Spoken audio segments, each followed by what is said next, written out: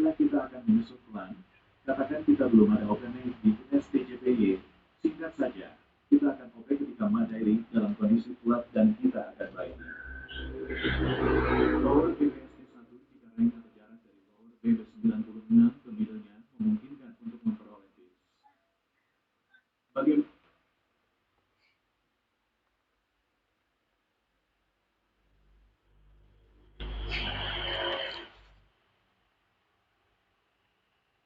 290 menentukan arah pergerakan harga. Saya anggap semua mulai mengerti bagaimana memahami kondisi pergerakan harga.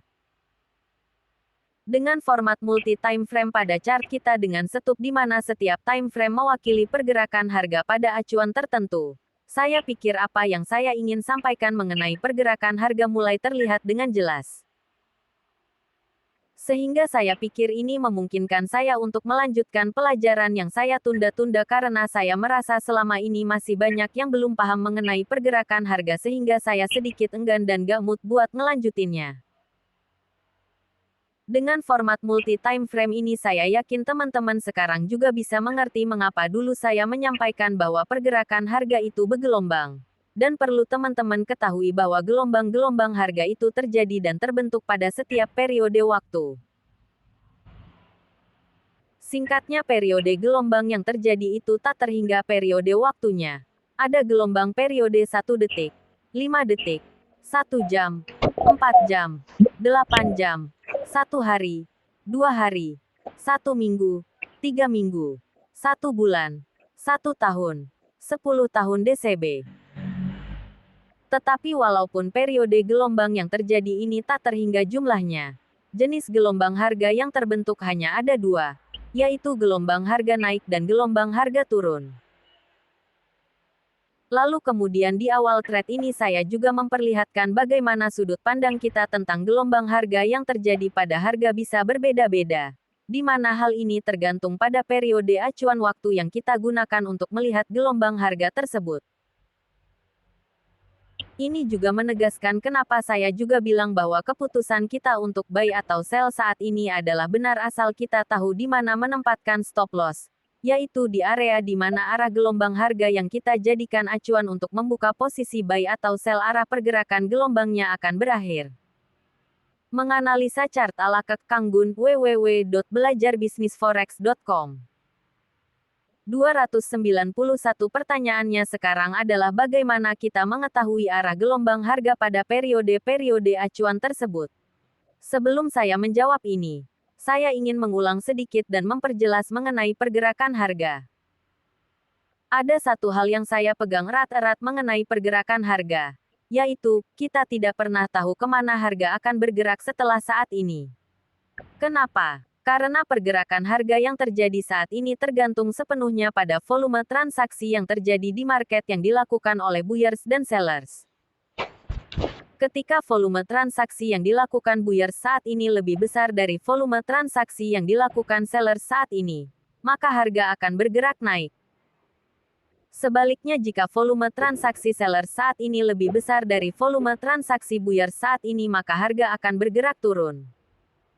Begitulah pergerakan harga terjadi dan kenapa kita melihat setiap saat harga bergerak naik turun. Nah, ketika kita mencoba melihat arah pergerakan harga pada periode waktu tertentu, itu artinya adalah kita mencoba melihat kecenderungan arah pergerakan harga pada periode waktu tertentu yang merupakan akumulasi arah pergerakan harga yang terjadi setiap saat atau pada periode-periode waktu yang lebih kecilnya. Jelasnya begini. Katakanlah kita mencoba melihat kecenderungan arah pergerakan harga periode atau acuan waktu harian. Artinya kita mencoba melihat kecenderungan arah pergerakan harga yang terjadi selama 24 jam terakhir di mana kecenderungan arah ini dilihat dari akumulasi arah pergerakan harga yang terjadi setiap saat selama 24 jam terakhir tersebut atau akumulasi arah dari pergerakan harga pada periode-periode yang lebih kecil dari periode 24 jam. Bicara soal kecenderungan arah gelombang harga pada periode waktu tertentu, maka kita akan bicara soal metode atau cara bagaimana kita menentukan arah dari akumulasi arah pergerakan harga yang terjadi setiap saat pada menganalisa chart ala Kang Gun, www.belajarbisnisforex.com. 292 periode waktu yang kita amati atau akumulasi arah dari gelombang-gelombang harga dengan periode yang lebih kecilnya. Ngomongin soal metode atau cara bagaimana kita menentukan arah dari akumulasi pergerakan harga yang terjadi pada periode waktu yang kita amati, maka kita akan menemukan banyak sekali cara atau metode yang digunakan traders untuk menentukan arah pergerakan harga ini.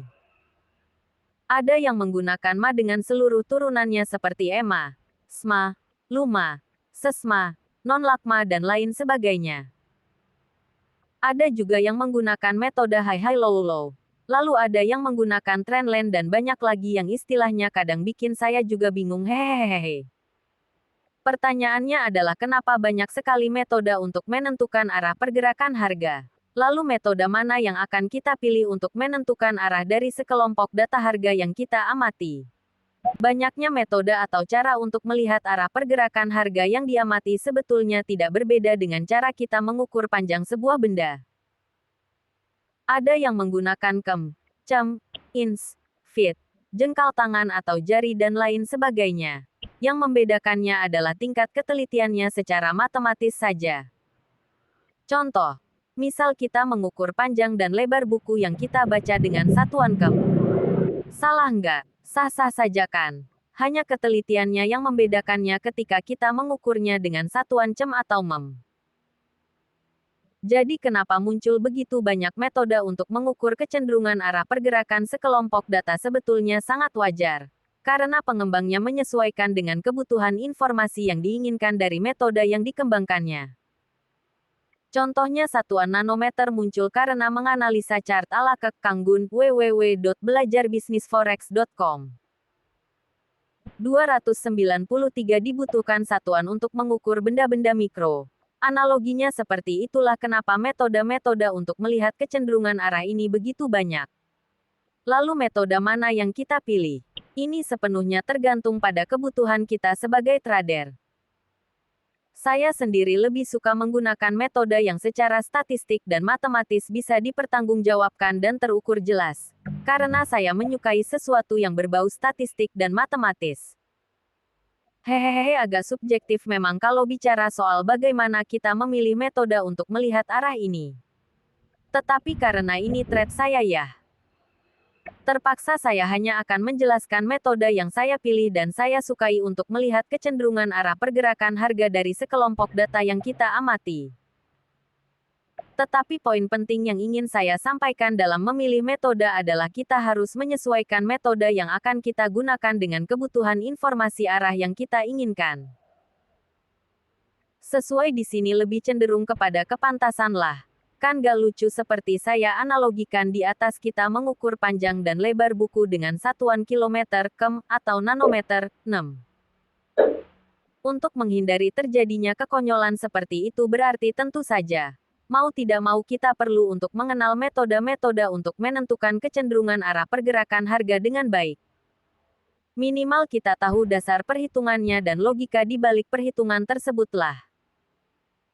Gak bleng-bleng amat lah hehehe, sepanjang thread ini saya selalu mencontohkan bagaimana menganalisa dengan menggunakan Bollinger Bands yang kebetulan middle-nya adalah SMA dan SMA dengan periode-periode kecil yang kita gunakan sebagai pengarah. Biar nyambung untuk pembahasan selanjutnya saya hanya akan menjabarkan apa-apa yang kita gunakan di thread ini.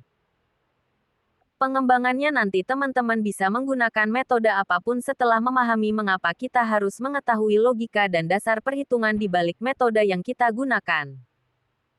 Dan ini nantinya tidak terbatas hanya menganalisa chart ala Kang Gun, www.belajarbisnisforex.com. 294 pada metode-metode untuk melihat kecenderungan arah tetapi juga harus kita terapkan pada metode-metode lainnya seperti metode untuk mengukur batas-batas pergerakan harga, strength pergerakan harga dan lain sebagainya. Simple Moving Average atau disingkat SMA adalah metode paling sederhana dalam statistik yang dapat digunakan untuk melihat kecenderungan arah pergerakan data bergerak pada periode yang kita amati. Yang dimaksud dengan data bergerak adalah istilah untuk sekumpulan data di mana selalu ada data baru yang masuk setiap satuan waktu tertentu. Jadi setiap saat selalu ada data baru yang muncullah. Contohnya nilai tukar mata uang pada forex inilah. Nah, sekarang kita lihat SMA aja deh. Karena ini yang kita gunakan selama ini. Gimana sih dasar perhitungan SMA yang kita gunakan ini? Di halaman awal dan di tengah-tengah thread ini saya sudah jelaskan sebetulnya. Tapi karena banyak permintaan dan pembelajaran ini sifatnya gratis maka saya harus mengulangnya lah. Berbeda kalau pembelajaran ini dibayar pemberi materi tidak wajib mengulang-ulang pembahasannya hehehehe.